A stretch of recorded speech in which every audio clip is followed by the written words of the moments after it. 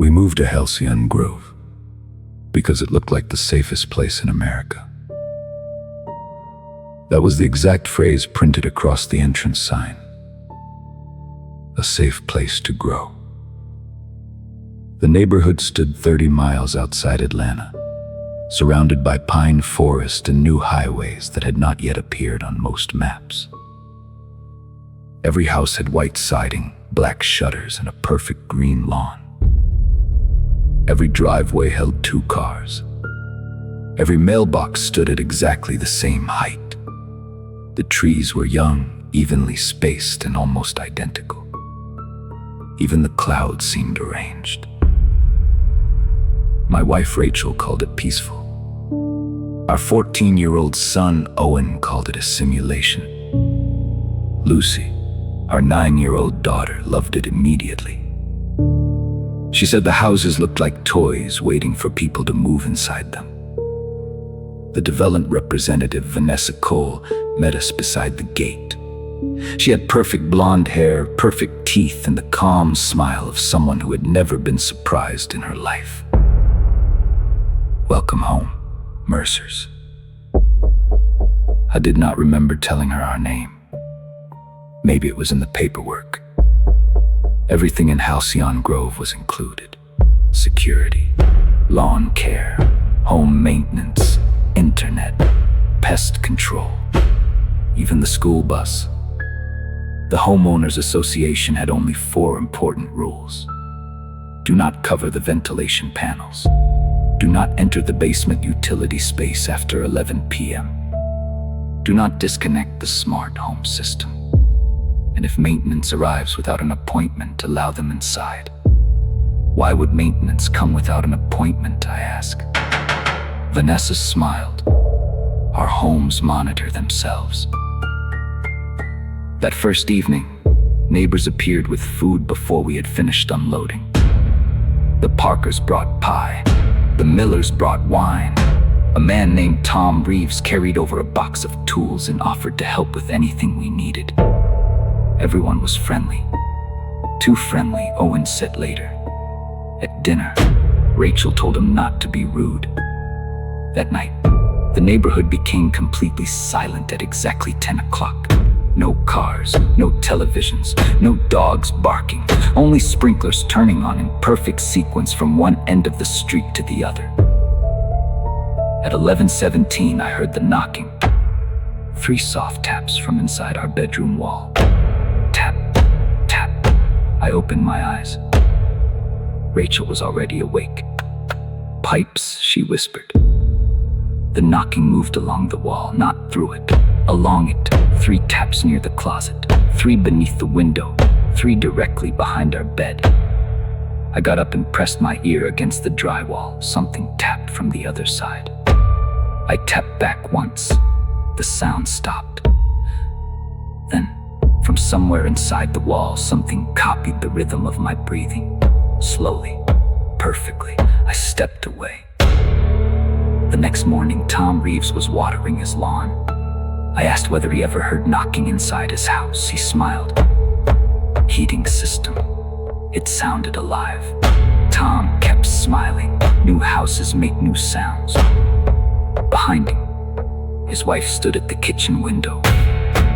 She was staring directly at me. Her lips moved. I could not hear her through the glass, but I was almost certain she said, "Do not knock back."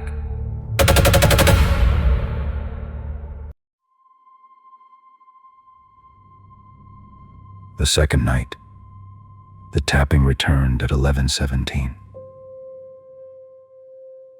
This time it moved through the entire house, from our bedroom wall to the hallway, down the stairs, across the kitchen ceiling, then into the basement.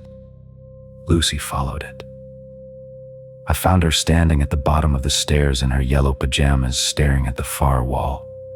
What are you doing? It wants me to find it. Those words made me stop halfway down. What wants you to find it? She pointed toward the utility room. The door was open. I was certain I had locked it. Halcyon Grove's basement was mostly finished except for a narrow space containing the furnace, pipes, and smart home equipment. A metal ventilation panel covered the wall behind the furnace.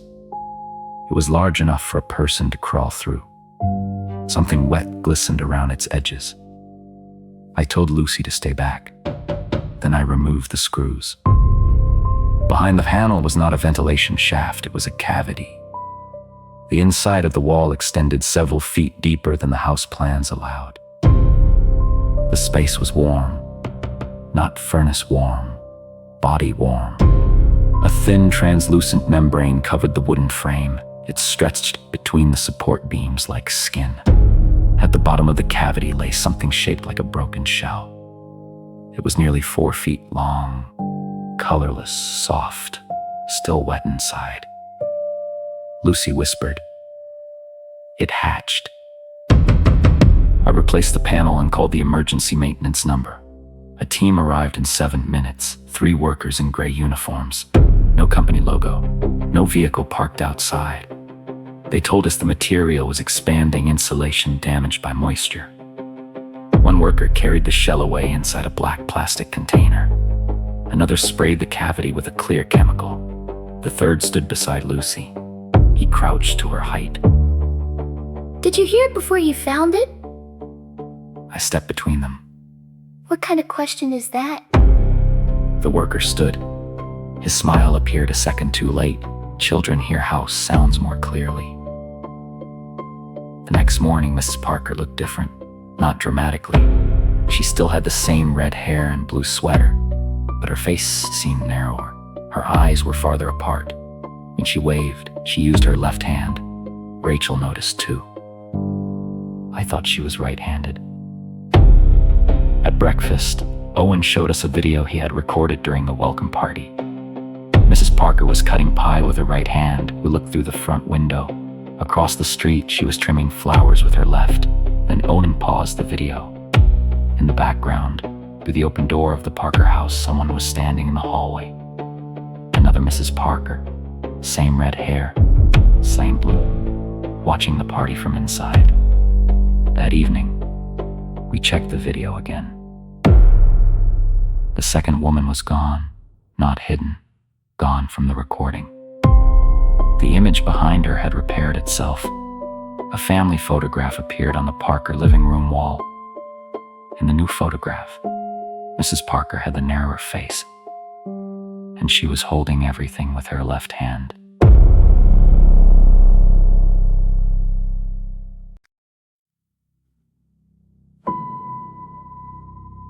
After that, we began watching the neighbors. We wrote down details. Tom Reeves drank black coffee every morning. Mr. Miller walked with a slight limp. The Parker twins always fought over the front seat. Mrs. Cole at number 27 smoked behind her garage when she thought no one was looking. Within 4 days, half of those details changed. Tom started adding milk to his coffee. Mr. Miller's limp disappeared. The Parker twins stopped arguing. Mrs. Cole claimed she had never smoked. The strangest part was that the other neighbors remembered the new versions. Rachel found photographs online from a neighborhood barbecue 6 months earlier. Tom was holding a white coffee cup filled with milk. Mr. Miller stood straight. The Parker twins smiled with their arms around each other. It was as though the past changed when the people changed. Only the 4 of us noticed. Owen believed the smart home network was altering photographs and records. Rachel thought someone was drugging the residents. Lucy said the houses were practicing. Practicing what? I asked. Being us. She'd started hearing voices inside the walls. Not words, conversations. Our conversations. At night, the house replayed pieces of our day. Rachel laughing in the kitchen. Owen complaining about school. Lucy asking for orange juice. my voice telling everyone to lock the doors. The sounds came from inside the drywall, quiet and distorted, like something was repeating the lines before learning what they meant. I disconnected the smart home speaker. Every light in the house turned red. A message appeared on the control screen. Behavioral calibration interrupted.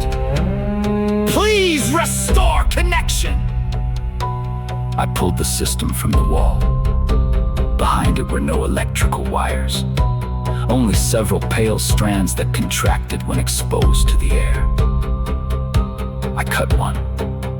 Somewhere beneath the house, something screamed, not loudly, but deeply enough to shake dust from the ceiling. Then every front door on the street opened at once. Our neighbors stepped outside. They did not speak. They simply stood on their porches and looked toward our house. Vanessa Cole arrived 10 minutes later. This time, her smile was gone. You damaged community infrastructure. There are living things inside these walls. There are systems you do not understand. Then explain them. She looked past me toward Rachel and the children. Halcyon Grove provides families with a healthier future. What does that mean? It means improvement. She glanced at the cut strands behind the control panel. Some families arrived damaged, angry, unstable, divided. And the houses fix them. The houses learn them. Behind Vanessa, Tom Reeves stood on the sidewalk. He was smiling again. But now there were two shadows beneath his feet. One belonged to him. The other was taller and bent in the wrong direction. Vanessa lowered her voice. You should reconnect the system before tonight. Why? Because yours is almost ready.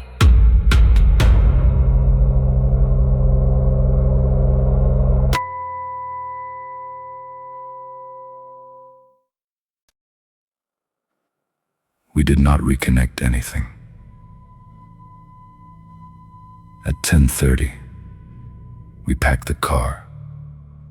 Clothes, documents, food, phones, nothing unnecessary.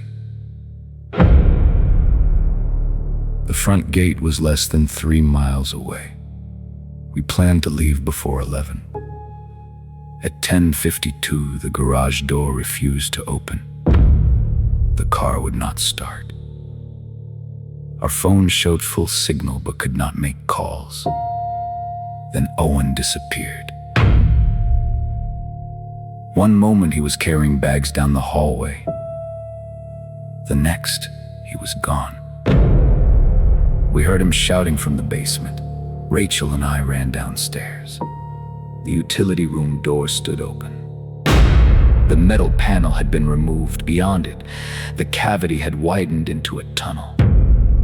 Owen's flashlight lay inside. The walls were covered in translucent material that expanded and contracted around buried wooden beams. I crawled in after him. The tunnel descended farther than the foundation. Soon there was no concrete, no wood, only pale biological walls reinforced with pieces of pipe, electrical cable, and construction steel. The house had not been built over the organism. It had been built into it. I found Owen near an opening below our basement. He was staring into a chamber large enough to hold the entire house. Hundreds of oval sacks hung from the ceiling. Some were small, some were human-sized. Shapes moved inside them. At the center of the chamber, thick tubes rose toward every room above us. Hair, skin cells, and dust traveled down those tubes in slow streams. The organism had been collecting pieces of us. One sack contained a boy with Owen's face. Its eyes were closed. Its mouth moved as it repeated something we had heard Owen say at dinner. This place is a simulation. Again. This This place is a simulation. Again. In another sack, a smaller figure was growing long brown hair. Lucy. There were sacks for all of us. The one containing my copy was almost fully formed. It looked healthier than me. No gray hair, no scar on the chin, no exhaustion around the eyes. The Rachel inside her sack was smiling. Rachel never smiled in her sleep. A voice came from the chamber walls, my voice. You can rest now. Owen grabbed my arm. We climbed back toward the basement. As we reached the opening, something moved inside the tunnel behind us. Not a human copy, something larger. A pale caretaker with too many jointed limbs folded tightly to fit between the walls. Its head was smooth except for several small openings that produced voices. Rachel's voice, Lucy's, mine. Do not damage the family. We slammed the panel shut. The creature struck the other side. The entire basement wall flexed inward. Then Lucy screamed upstairs. When we reached the kitchen, Rachel was gone. The back door stood open. Wet footprints led across the lawn to the house next door. From inside our walls came the sound of Rachel knocking. 3 soft taps. Tap, tap, tap. Then her voice whispered, Daniel, do not let her come back inside.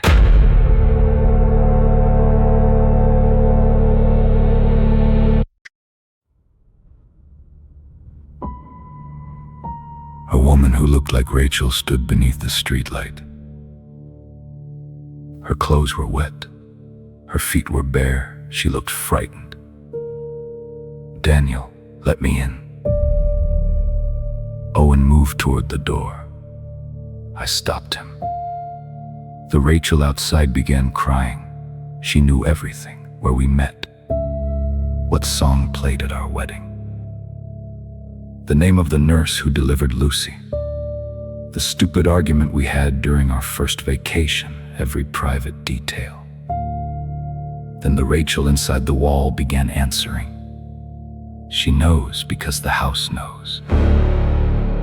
The woman outside looked toward the basement window. Do not listen to it. I did not know which one was real. That was the point.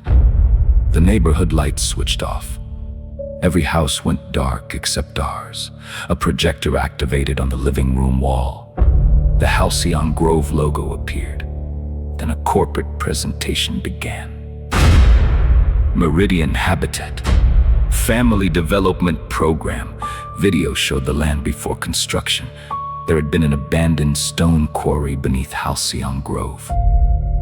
Workers discovered a chamber under the rock. Inside were thousands of dormant eggs and a living neural mass that extended several miles underground. The organism had not arrived recently. It had been waiting beneath Georgia for centuries. Meridian Habitat did not destroy it. They studied it. The organism could copy mammals by absorbing biological material and observing behavior. Early copies looked human but could not maintain relationships. They did not understand love, grief, resentment, or loyalty. They could imitate individuals. They could not imitate families. So Meridian built Halcyon Grove. Every house was an incubator. Every family was a lesson. Smart devices recorded conversations. Ventilation collected skin and scent. Family photographs supplied visual history. Arguments taught conflict. Meals taught routine. Bedtime stories taught affection. The copies did not replace people immediately. They practiced. They adjusted. They became calmer, healthier, more cooperative, better neighbors, better spouses, better children. The final slide read, National distribution begins after sexual family integration. Vanessa Cole appeared on the screen. This program will solve the greatest obstacle to peaceful expansion. What obstacle? I asked. Her recorded image smiled. Human unpredictability. The front door unlocked by itself. The Rachel outside entered. Lucy ran to her. Rachel held our daughter and looked at me. I wanted to believe she was real. Then she began humming a soft melody she used to sing when Lucy was a baby. But she sang the final note wrong. Rachel had always ended it too low. This version ended perfectly. I stepped backward. Her expression changed. Not anger, confusion. As though I had responded incorrectly during a test. The walls began knocking. Every house on the street answered. The entire neighborhood filled with one synchronized rhythm. Thousands of taps moving beneath the ground. The eggs were hatching.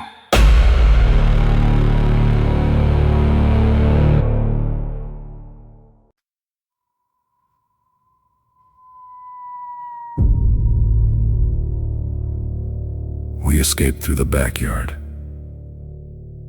I took Owen and Lucy. The woman wearing Rachel's face followed us barefoot across the lawn. She did not run. She knew where we were going. Tom Reeves tried to block the street. Owen hit him with a garden shovel. His cheek split, not like skin, but like a soft shell.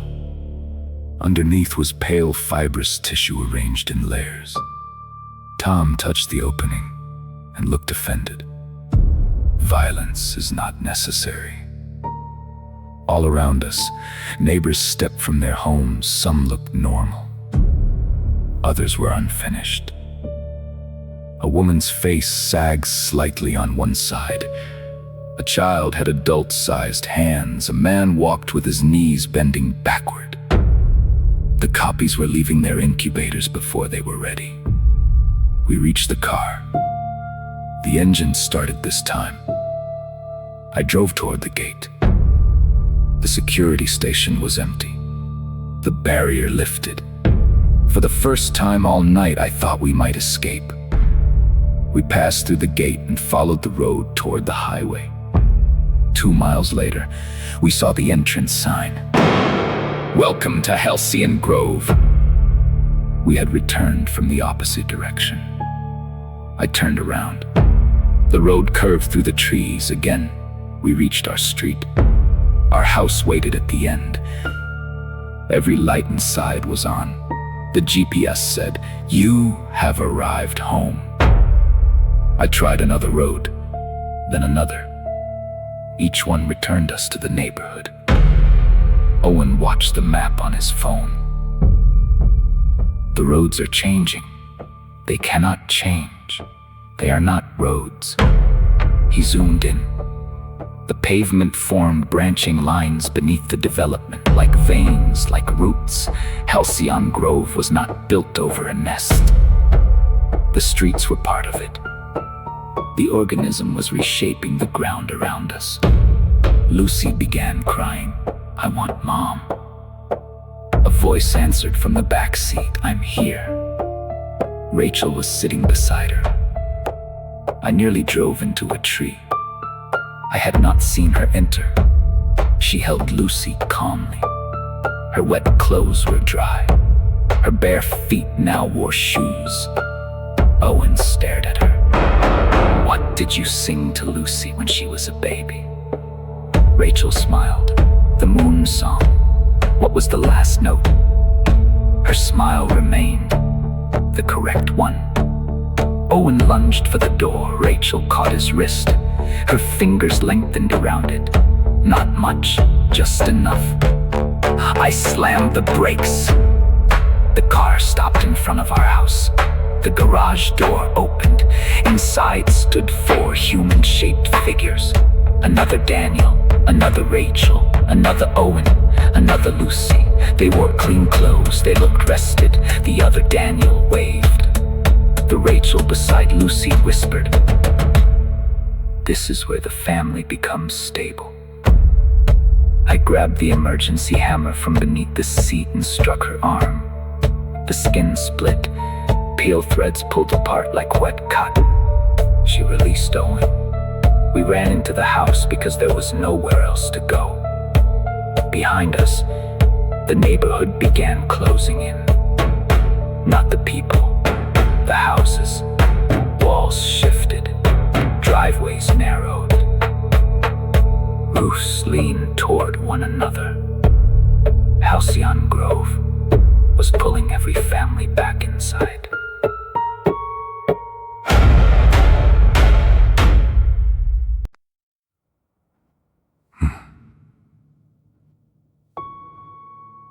We barricaded ourselves in Owen's room. At 4:16 in the morning, the knocking stopped. At 5:30, birds began singing. I had never heard birds in Halcyon Grove before. At 6, sunlight appeared between the blinds. The neighborhood looked normal. Perfect lawns, white houses, clean sidewalks. No unfinished copies, no biological walls, no sign of the things beneath us. Only Rachel was missing. Lucy sat beside me, holding one of her mother's earrings. Owen searched every room. At 6:45, the school bus turned onto our street. Yellow, clean, exactly on time. Children came out of every house. The Parker twins walked together without arguing. Mr. Miller kissed his wife before work. Tom Reeves waved from his driveway. His face was completely repaired. The bus stopped in front of our house. The doors opened. Rachel was driving. She wore a blue school district uniform. Her hair was tied back. She smiled at us through the windshield. "Good morning." Lucy ran toward the bus. I caught her before she reached the steps. "That is not your mother." Rachel's smile did not change. "Daniel, the children will be late." Owen looked through the bus windows. Every seat was occupied. Some children were normal. Some sat too still. One boy turned his head almost completely backward to look at us. Lucy whispered, "Mom always hated driving." Rachel heard her through the closed glass. People change. The neighbors stepped closer, not threateningly, helpfully. Tom touched my shoulder. "You have had a difficult night." Mrs. Parker took Lucy's hand. "The program can remove that memory." I pulled my children back. The bus driver opened her mouth. For a moment, several voices came out together. "Rachel, Vanessa, the thing in the basement. Family integration must continue." Then I heard knocking beneath the pavement. 3 taps, a pause, 3 more. The same rhythm spread beneath every street leading out of Halcyon Grove.